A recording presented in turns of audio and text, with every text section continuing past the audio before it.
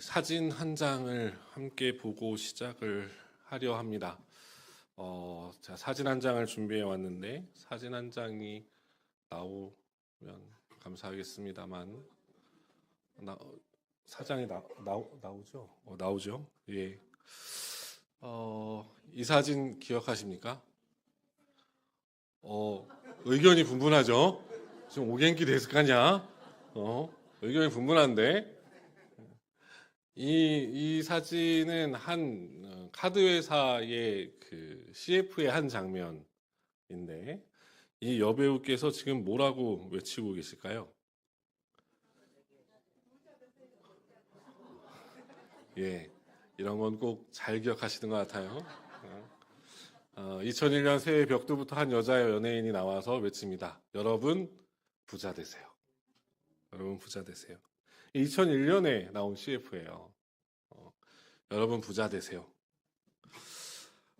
당시에 우리나라는 국가적인 위기였던 IMF의 외환 위기로 인해서 온 국민들이 아무런 여파가 가시지 않았던 시기였다고 그럽니다. 그러다 보니 이 광고 문구, 이 새해 벽두부터 한 여자연이 나타나서 여러분 부자 되세요 라는 이 외침에 온 국민들이 위로와 희망을 얻었다고 그래요. 여러분 부자 되세요 그러면 아멘 이랬다는 거죠. 우리의 심령이 그런 마음으로 가득 찬 그런 시기를 보냈다 이겁니다. 그런데 아이러니하게도 이 광고 이후에 사람들의 신용카드 발급이 과잉 현상이 벌어지고 가계 부채가 실제로 늘어났다는 한국은행의 발표가 있었어요. 이 비슷한 시기는 아니지만 한국교회 내에서도 청부론 논쟁이 벌어진 때가 있었습니다. 깨끗하게 재물을 모아서 선하게 쓰라는 명령을 받은 사람들이 그리스도인이라는 거죠. 그래서 그리스도인들이 먼저 부자가 돼야 된다 하는 여러 책들과 세미나들이 생겨나기 시작했습니다. 자신이 소유가 없었다가 소유가 많이 늘어났다, 내가 부자가 되었다 라고 하는 간증들이 그 당시에 유행했었어요. 대표적으로 왕의 재정 같은 책이나 세미나가 그런 부류의 이야기들이었습니다. 이러한 주장이 점점 심해지자 번영주의로 나가는 사람들도 생겨나기 시작했죠. 그러나 이러한 주장에 이제 반대로 반응하는 사람들도 나타났습니다. 우리는 이 사람들을 청빈론이라고 이야기를 해요. 예수님도 머리 둘 곳이 없으셨다라고 주장하는 거죠. 돈이 하나님을 멀리하게 만드는 가장 큰 우상, 우리 시대의 대표적인 우상이니까 돈을 멀리하고 청빈하게 살아야 된다라고 보는 사람들이 생겨났습니다. 수요 예배 때도 말씀드렸지만 우리는 자본주의 시대를 살아갑니다. 그러다 보니 이 돈과 관련되어 있는 문제, 이 재물과 물질에 관련되어져 있는 문제는 우리가 피해갈 수 없는 문제이기도 합니다. 따라서 성경이 우리에게 돈에 대해서 어떻게 얘기하는지, 물질에 대해서 어떻게 가르치고 있는지를 살펴보고 우리의 정확한 기준을 세워가는 것이 매우 중요한 일이에요. 우리의 하루하루의 일상과 맞닿아 있는 도구가 이 돈, 재물이라고 하는 것이기 때문에 그렇습니다. 오늘 본문에 기록되어져 있는 예수님의 말씀을 통해서 바른 물질관, 돈에 대한 바른 태도를 깨닫게 되고 기준 삼는 저와 여러분 되기를 소망합니다. 첫 번째로 오늘 본문의 말씀을 통해서 우리는 무엇을 기억하셔야 되냐면 돈의 영향력을 인정해야 돼요. 돈의 영향력을 인정해야 됩니다. 돈의 영향력을 인정한다는 것은 무엇을 의미할까요? 그것에 대해서 주의하고 경계할 필요가 있다는 겁니다. 오늘 본문 23절에서 예수님 이렇게 말씀하세요. 예수께서 눌러보시고 제자들에게 이르시되 재물이 있는 자는 하나님의 나라에 들어가기가 심히 어렵도다 하시니 라고 말씀합니다. 재미있는 사실은 뭐냐면 이 복음서를 살펴보면 예수님께서 돈에 대해서 재물에 대해서 가르치시거나 언급하신 부분이 믿음이나 기도에 대해서 언급하신 부분보다 2배 더 많이 등장합니다. 그만큼 우리의 삶에서 이 돈이라고 하는 것이 매우 밀접하게 연결되어 있다는 거예요. 오늘 본문도 마찬가지인데 예수님께서 그의 제자들을 향해서 돈에 대한 주의가 필요함을 말씀하세요. 돈 그 자체는 선한 것도 나쁜 것도 아닙니다. 돈 그 자체를 놓고 보면 좋은 것도 나쁜 것도 아니에요. 바꾸어 말하면 부자는 하나님께 복을 받은 사람이고 가난한 자는 하나님께 저주를 받은 사람이라고 생각했던 예수님 당시의 이 유대인들의 생각은 잘못된 생각이라는 거예요. 돈이나 물질은 그 자체로 어떠한 의미나 뜻이 담겨져 있는 것이 아니라 그 돈을 사용하는 사람에 의해서 달라지는 겁니다. 돈을 사용하는 사람이 어떠한가? 돈을 쓰는 사람이 어떤 사람인가? 그거에 따라서 그 돈의 가치가 결정되는 거죠. 따라서 성경이 관심을 두고 있는 것은 돈 자체가 아닙니다. 성경이 정말 관심을 두고 있는 것은 돈을 갖고 있는 사람입니다. 돈을 소유한 사람이에요. 그 돈을 사용한 사람입니다. 하지만 오늘 우리가 사는 세상은 어떨까요? 돈 그 자체가 목적이 됩니다. 돈을 소유하는 사람, 돈을 사용하는 사람에 대해서는 관심이 없어요. 그저 돈입니다. 모두가 다 똑같은 꿈을 꿔요. 돈이 많았으면 좋겠다. 여러분 부자 되세요. 아멘을 안 해주셔서 감사합니다. 한 분이라도 하실 줄 알았는데. 인류 역사상 가장 한 개인으로서 최대 부를 일군 사람으로 전해지는 전설적인 사람이 있습니다. 그 사람이 록펠러라는 사람이에요. 록펠러에게 한 기자가 이렇게 물었다고 그래요. 당신에게 얼마가 있으면 충분한가요? 그랬더니 그가 이렇게 그 기자에게 대답했다고 그럽니다. 조금만 더. 조금만 더. 조금만 더. 오늘 본문에서 예수님께서는 재물이 있는 자들을 향해서 돈에 대해 주의하라고 경고하십니다. 그 재물을 자신의 인생의 목적으로 삼고 마치 그것이 하나님의 복인 것처럼 돈의 의미를 부여해서 자기 자신을 내세우고자 한다면 그 돈이 하나님 나라의 문을 가로막을 것이기 때문에 그래요. 오늘 본문을 유심히 잘 살펴보십시오. 예수님께서는 재물이 있는 자를 죄인이라고 말씀하시지 않습니다. 재물이 있으면 죄가 된다. 재물이 있으면 죄다. 재물을 많이 갖고 있으면 죄가 쌓인다. 예수님 그렇게 말씀하시지 않으세요. 재물이 있으면 다 하나님 나라에 못 가게 돼 라고 예수님 말씀하시지 않습니다. 단지 재물이 너의 주인이 되려 할 때 너는 그것을 단호히 물리쳐야 된다고 말씀하세요. 또 한 가지 오늘 본문을 잘 살펴보시면 예수님께서 지금 재물의 절대적인 양을 말씀하시지 않습니다. 오늘 본문을 잘 보십시오. 도대체 어느 정도의 재물을 갖고 있어야 하나님 나라에 들어가기가 어렵다는 말씀이십니까? 모릅니다. 몰라요. 더 정확하게 말씀드릴까요? 그거와 상관없습니다. 아무런 영향을 끼치지 못해요. 예수님께서 그래서 오늘 본문에 보면 재물이 있는 자라고 말씀하시죠. 왜 그렇습니까? 우리가 사는 세상에서의 부유함이라는 것은 늘 상대적이기 때문에 그래요. 우리가 늘 생각하고 늘 고민하고 우리가 늘 주장하는 건 뭡니까? 이 세상에서 가장 가난한 사람은 누구예요? 나입니다. 나. 그냥 지금 이 세상에서 가장 가난한 사람이 누구예요? 라고 물어보면 나라고 대답한다. 우리 모두는 다 그럴 겁니다. 왜? 부의 가치가 늘 상대적이기 때문에 그래요. 유학 마치고 나서 귀국을 했어요. 친구 목사님들과 같이 만나가지고 밥을 먹었습니다. 그 친구 목사님들이 저를 만나자마자 했던 말이 있어요. 부자 목사님 오셨다. 이유는 외국에서 공부하고 들어왔다고. 아이러니하게도 지금도 마찬가지지만 전 제가 부자라고 생각해 본 적이 단 1초도 없습니다. 전 제가 부자라고 생각해 본 적이 없어요. 도리어 외국으로 유학을 가서 거기서도 늘 저를 스스로 소개하기를 가난한 외국인 근로노동자요. 이렇게 소개했단 말이에요. 우리는 내가 얼마를 소유했든 얼마를 지니고 있든 그냥 내 자신이 세상에서 가장 가난하다고 생각해요. 그래서 우리에게 만족이 없습니다. 성경은 우리에게 끊임없이 계속해서 강조하는 거예요. 그리스도인들 향해 뭐라고 말씀합니까? 자족하라는 자족. 하나님께서 너에게 주신 것으로 감사하고 그것으로 만족할 수 있는 사람. 우리는 끊임없이 상대적인 부에 관심이 많습니다. 우리에게 있어서 부자라고 하는 것은 늘 나보다 더 많이 소유하고 갖고 있는 사람들이 부자예요. 하지만 죄송하게도 설령 집이 없고 차도 없고 대출과 신용 불량에 이름을 올리고 있는 사람이라 할지라도 그의 마음이 온통 돈에 사로잡혀 있고 온통 물질에 사로잡혀 있고 저 사람만큼은 내가 돼야지라는 마음으로 그 마음이 온통 돈에 빼앗겨 있다면 그 사람이 하나님의 관점에서 보면 하나님 나라에 들어오기 힘든 부자예요.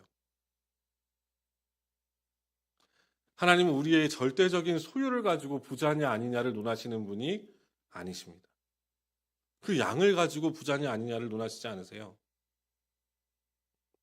이 부자들이 오늘 본문 25절에 등장하는 부자입니다. 낙타가 바늘기로 나가는 것이 부자가 하나님 나라에 들어가는 것보다 쉽다. 수요일에도 나누었지만 결국 영생을 물어왔던 이 부자 청년이 예수님의 뒤를 따라야 하는 그 결정적인 순간에 그에게 영향력을 끼친 것은 무엇이었습니까? 그의 재산이었습니다. 그의 소유예요. 우리는 이 청년의 소유의 규모를 모릅니다. 그냥 많았다는 것만 알아요. 중요한 건 재산의 규모가 아니라 그의 재산이, 그의 소유가 그에게 그의 영혼을 좌우하는 선택의 순간에 그에게 영향력을 행사했다는 겁니다. 그 선택의 결과는 슬픔과 근심이었고 유일한 구원의 길을 떠나는 것이었다. 사랑하는 성도님들, 돈의 영향력을 분별하실 수 있는 영적인 깨달음이 있기를 소망합니다. 경계와 주의가 필요합니다. 선택의 순간 돈이 아니라 소유가 아니라 물질이 아니라 하나님의 말씀과 기준이 재물과 소유를 넘어 우리를 인도하는 역사가 우리 가운데 있기를 축복합니다. 마지막으로 이 말씀만 함께 나누고 말씀을 마칠게요. 그러면 이 막강한 돈이, 이 강력한 돈의 영향력이 나의 삶의 주인이 되지 않기 위해서 우리는 무엇을 마음에 새기고 신뢰하며 살아가야 할까? 그 하나는 나의 변화된 정체성을 기억하며 확신하며 살아가는 겁니다. 나의 변화된 정체성, 우리의 변화된 정체성은 무엇입니까? 하나님의 자녀요, 하나님 나라의 백성입니다. 오늘 본문 26절과 27절인데 26절과 27절을 같이 함께 읽어보겠습니다. 제자들이 매우 놀라 서로 말하되 그런즉 누가 구원을 얻을 수 있는가 하니 예수께서 그들을 보시며 이르시되 사람으로서는 할 수 없으되 하나님으로지 아니하니 하나님으로서는 다 하실 수 있느니라. 구원은 우리의 돈이나 소유나 능력으로 이룬 것이 아닙니다. 구원은 전적인 하나님의 은혜입니다.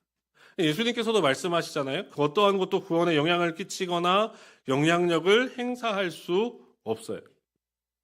오직 하나님께서 그분의 전적인 은혜와 그분의 사랑으로 저와 여러분을 구원하셨습니다. 그리고 하나님의 자녀요, 백성 삼아 주셨습니다. 이 말인즉슨 이전에 우리의 주인 되었던 것은 다 물러났다, 사라졌다, 바뀌어졌다는 것을 의미해요. 더 이상 돈이 우리의 주인이 될 수 없다는 이야기입니다. 우리의 주인이 여전히 우리의 소유나 재산이 될 수 없다는 이야기예요. 이건 비단 돈에만 국한되는 이야기만은 아닙니다. 하나님 외에 그 무엇을 하나님 삼아 살아왔던 그 인생이 하나님의 은혜로 말미암아 구원을 입고 하나님의 백성이 되고 하나님의 자녀가 되면 그의 주인은 반드시 바뀌게 되어 있습니다.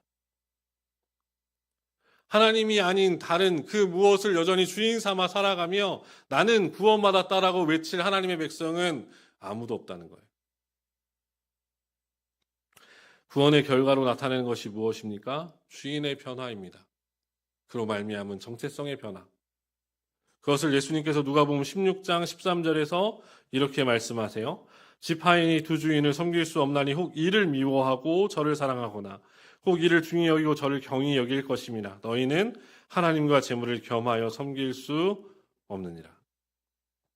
예수님께서 말씀하시는 너희는 누굽니까? 저와 여러분들입니다. 그러니 사랑하는 성도님들, 변화된 인생, 변화된 정체성으로 우리에게 임한 이 하나님의 나라를 살아가시기를 축복합니다. 때로는 물질의 문제, 경제적인 어려움들이 있을 수 있습니다.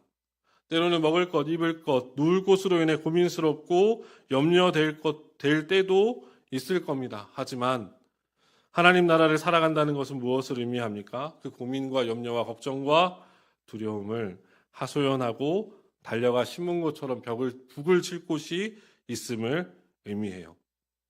그곳이 어디입니까? 하나님 앞입니다. 내 아버지 앞입니다. 내 모든 먹을 것과 쓸 것을 미리 아시는 그 하늘 아버지의 앞입니다.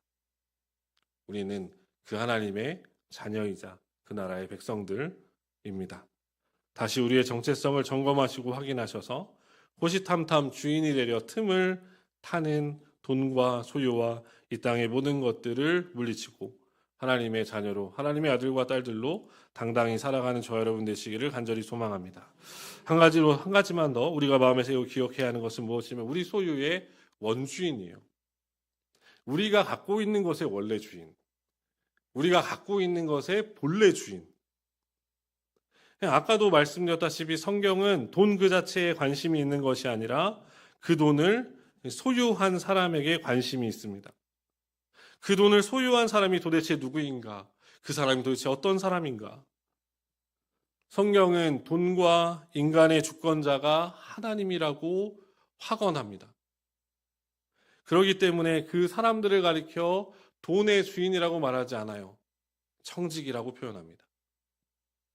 오늘 본문은 앞선 이야기의 연속인데 부자 청년으로 알려져 있는 이 높은 사회적 지위를 갖춘 관원, 율법적으로 겉보기에 흠이 없는 삶을 살아갔던 이 경제적으로 부유했던 이 부자 청년의 이야기의 연속입니다. 예수님 당시 유대인들의 관점에서 보면 이 사람이 갖고 있는 모든 것은 하나님께서 그에게 축복하신 결과예요. 예수님 당시 유대인들의 관점은 그랬어요. 그러나 이 관점을 하나님의 주권의 눈으로 본다면 아주 틀린 말은 아닙니다. 결국 하나님께서 이 모든 것들을 이 사람에게 주신 거니까요. 축복이란 말이 아니라 하나님이 공급하신 거니까.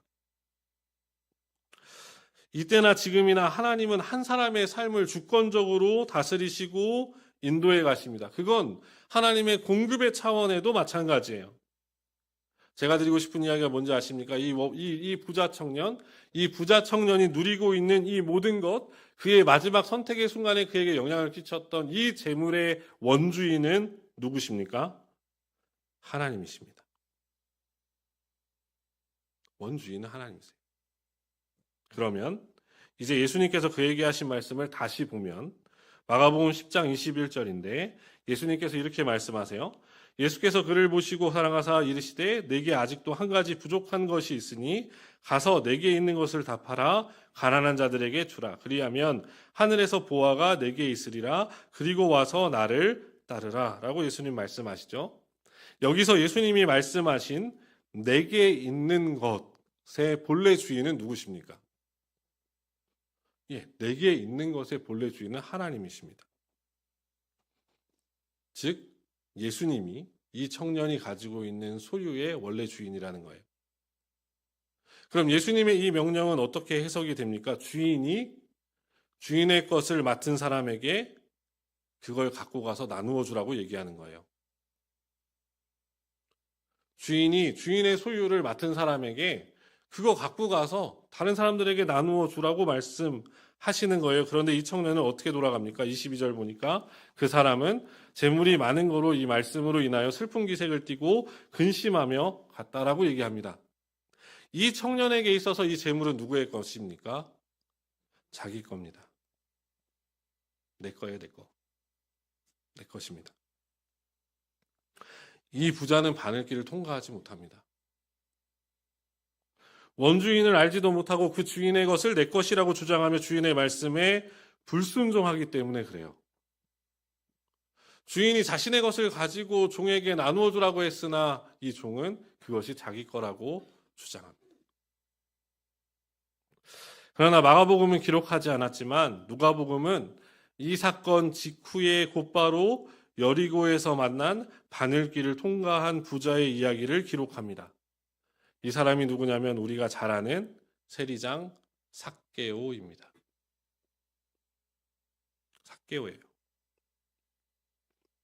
결국 소유가 많아서 하나님 나라에 들어가지 못하는 것이 아닙니다. 그것을 내 거라고 주장할 때, 원주인을 기억하지 못하고 주인의 뜻에 합당하게 사용하지 않는 자들을 향해서 예수님께서는 하나님 나라에 들어가기 어렵다고 말씀하고 계시는 겁니다. 사랑하는 성도님들, 우리의 모든 것이 다 주께로부터 왔습니다. 우리의 모든 것이 다 원주인은 하나님이세요. 그러기에 언제든 주가 쓰시겠다 하시면 기쁨으로 순종하며 섬길 수 있는 저 여러분이 되기를 간절히 소망합니다. 말씀을 정리할게요. 학계의 정설은 아닙니다. 일부 학자들이 주장하는 가설이 하나 있는데, 복음서에서 보면 만몬이라는 단어가 종종 등장합니다. 우리 성경에는 이를 재물이라고 번역하지만 이 재물을 뜻하는 다른 단어들과 달리 만몬에는 조금 남다른 의미가 부여되어 있어요. 단순히 어떤 돈이나 재물 그 자체를 의미한다기보다 하나님과 대적해서 사람의 마음을 사로잡는 재물의 신, 인격화된 재물, 이런 의미를 부여합니다. 그런데 일부 학자들은 이 만몬이라고 부르는 단어와 우리가 자주 쓰는 단어의 어원이 서로 동일하다고 주장합니다.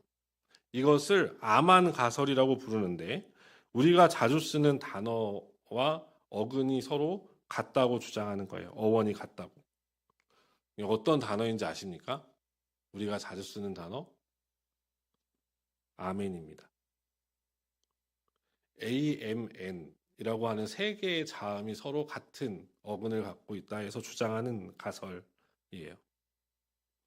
우리가 자주 쓰는 표현 아멘은 믿다, 확신하다, 신뢰하다, 그렇게 될 것이다 라는 뜻을 갖고 있죠. 만약에 이 학자들의 주장이 맞다면, 같은 어근에서 파생되었다면 그 본질적인 의미는 단순히 돈이 아니라 사람들이 신뢰하는 것, 사람들이 그렇게 할 수 있다고 믿게 되는 것, 사람들의 신뢰하는 부가 된다는 거예요. 마치 이 이야기는 오늘 우리가 사는 세상의 이야기인 듯 들립니다. 돈이면 무엇이든 다 할 수 있다고 주장하는 세상이죠.